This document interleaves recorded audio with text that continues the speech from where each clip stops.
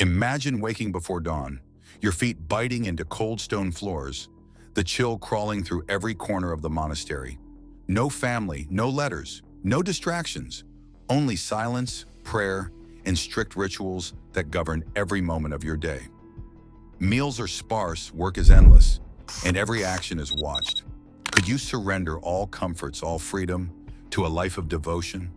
Today we step inside the hidden world of medieval monks.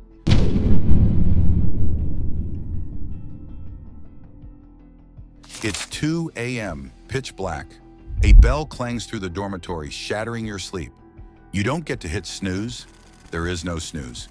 You swing your legs off a wooden plank that passes for a bed, your bare feet hitting freezing stone.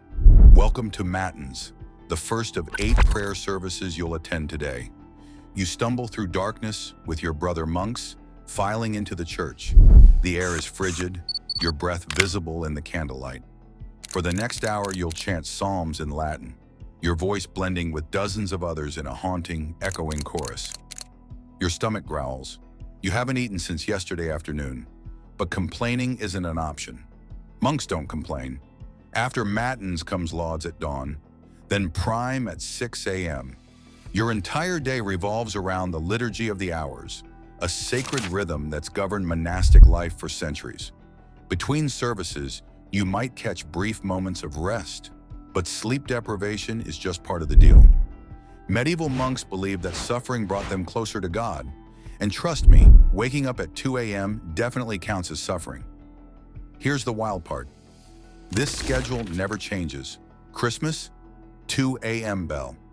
Your birthday, 2 a.m. bell. Feeling sick? Too bad, 2 a.m. bell. The only thing that varies is which psalms you chant, following a cycle that repeats throughout the liturgical year.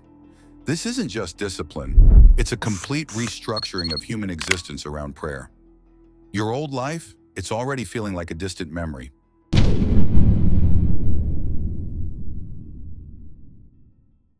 After morning prayers, it's time for work, and medieval monasteries ran like self-sufficient villages. Someone's got to keep this place running, and that someone is you. Your assignment depends on your skills and the monastery's needs. Maybe you're sent to the fields to tend crops, barley, oats, vegetables for the community. Monasteries often own vast farmlands, and monks work them alongside lay brothers and hired workers. You might be digging irrigation ditches, harvesting wheat, or mucking out the pigsty. Glamorous? Not exactly. But Benedict's rule, the guidebook for monastic life, insists idleness is the enemy of the soul. Everyone works. Or perhaps you're assigned to the kitchen, preparing simple meals for hundreds of brothers. You're grinding grain, baking bread in massive ovens, churning butter. The kitchens are smoky, hot, chaotic, nothing like the serene image people have of monastery life. And if you burn the porridge, expect to do penance later. Some monks work as blacksmiths, carpenters, or brewers. Yes, brewers. Monasteries produce some of medieval Europe's best beer and wine, both for communion and for sale. Others maintain the buildings, copying keys, fixing leaking roofs, or hauling stones for construction projects that might span decades. The work is physical, repetitive, and exhausting. Your hands blister, your back aches, and you're doing it all on minimal food and sleep. But here's the thing. Monks saw manual labor as prayer in action. Every swing of the hammer, every row you hoe, is an offering to God. You're not just working, you're worshiping. That mindset transforms drudgery into something almost transcendent. Almost.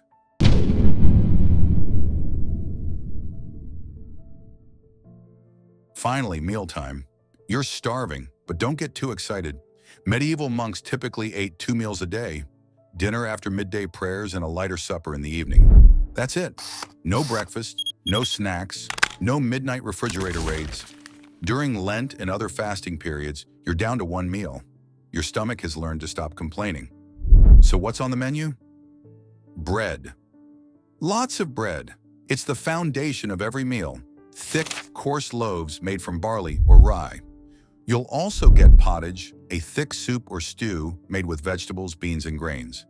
Think of it as medieval oatmeal, but less appetizing. On good days, there's cheese, eggs, or fish. On feast days, maybe dried fruit or honey-sweetened pastries. But here's the catch: no meat. Benedict's rule forbids monks from eating the flesh of four-footed animals. Birds and fish are technically allowed, and some monasteries get creative with the definition. Beavers, for example, were classified as fish because they live in water. Medieval logic at its finest. You eat in silence in the refectory, a long dining hall with wooden tables. While you chew your bread, one monk stands at a lectern, reading scripture or lives of the saints. You're not supposed to enjoy the food. Eating is functional, a necessary evil. Some monasteries even practiced mortification of the appetite, deliberately under-seasoning food to avoid the sin of gluttony. The irony? Monastery kitchens often produced incredible food for guests and the sick, featuring roasted meats, spiced dishes, rich sauces. You just don't get to eat it. Welcome to medieval FOMO.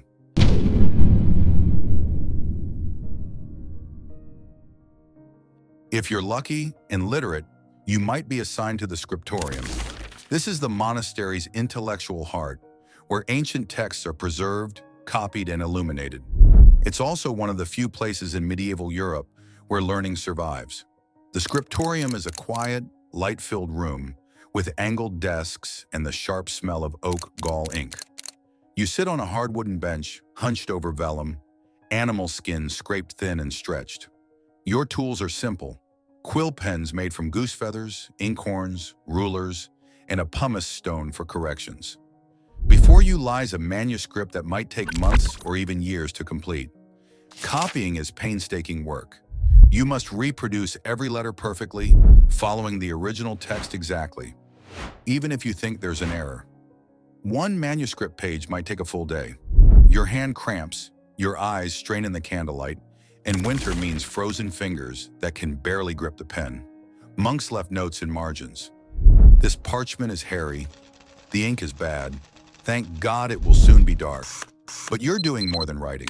You're illuminating. Elaborate initial letters explode with gold leaf, vibrant pigments, and intricate designs. Blues from crushed lapis lazuli, reds from insects, gold hammered impossibly thin. These manuscripts are works of art destined for kings, bishops, and wealthy patrons. Here's what's extraordinary. Without monastic scribes, we'd have lost most of classical literature. Virgil, Ovid, Aristotle, preserved by monks who copied texts they sometimes couldn't even read. You're not just a scribe, you're a guardian of human knowledge in an age of chaos.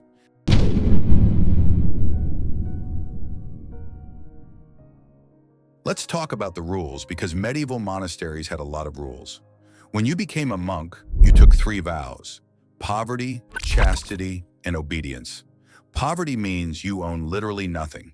That robe you're wearing, not yours. It belongs to the monastery. Any inheritance, gifts, or money you had before joining? Surrendered. You can't even choose what you eat or where you sleep.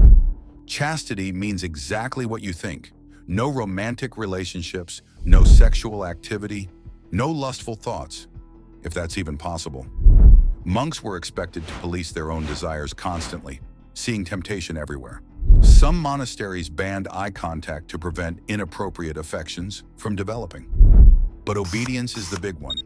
Your will is no longer your own. When the abbot gives an order, you obey immediately without question or complaint, even if you think it's stupid or impossible. This isn't just about discipline. It's about crushing your ego, your pride, your sense of self. Break the rules. Punishments range from mild to harsh.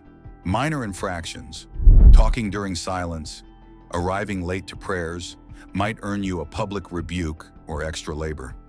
Serious violations could mean physical punishment, whipping, confinement to a cell on bread and water, or public penance where you prostrate yourself before the entire community. Some monasteries used a chapter of faults, where monks confessed their failings before their brothers. Imagine publicly admitting you got distracted during prayers or felt proud about your calligraphy skills. It's designed to cultivate humility, but it also creates intense social pressure. The system seems brutal, but here's the paradox. Many monks found genuine freedom in surrendering their freedom. No choices means no anxiety. No possessions means no attachment. For some, it was liberation.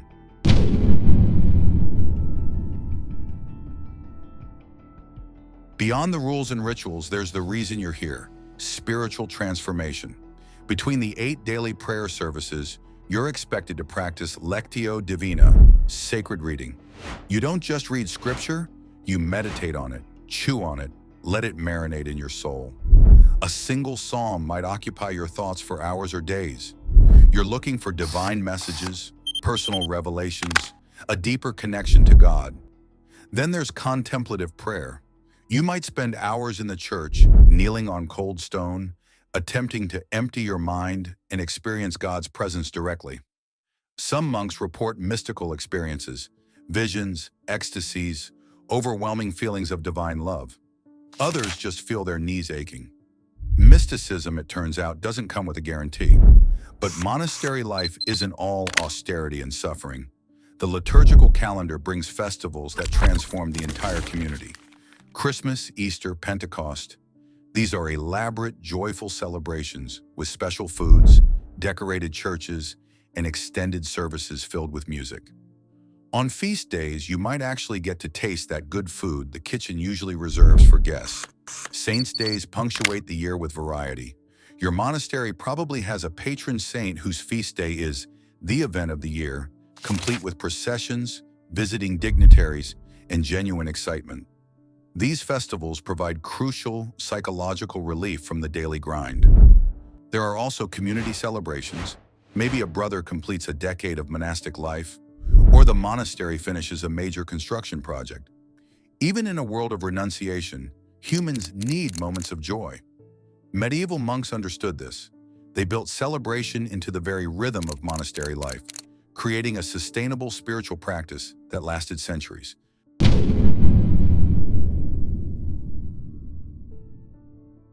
Think monasteries were isolated fortresses cut off from society?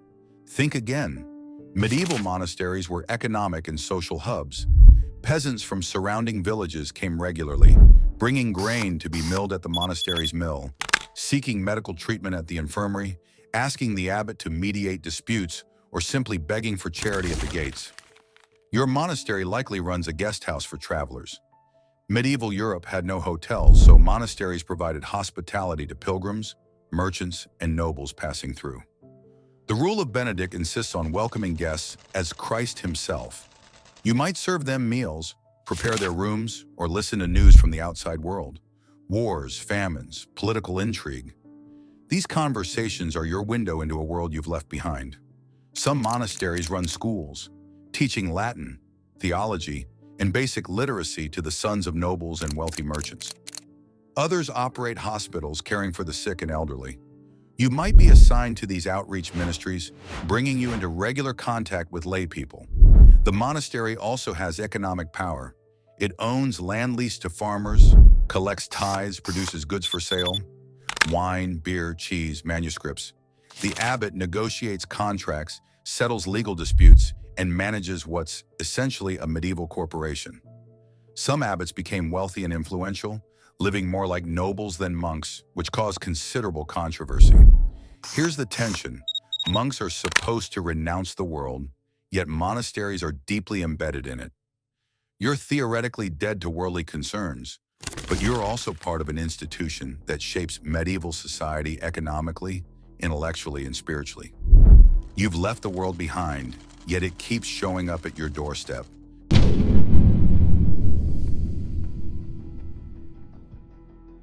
Let's be honest. Monastic life is hard, really hard. The challenges are relentless. Sleep deprivation grinds you down. Hunger gnaws at you during fasting periods. The cold seeps into your bones during winter. Churches are unheated, and that thin woolen robe doesn't cut it.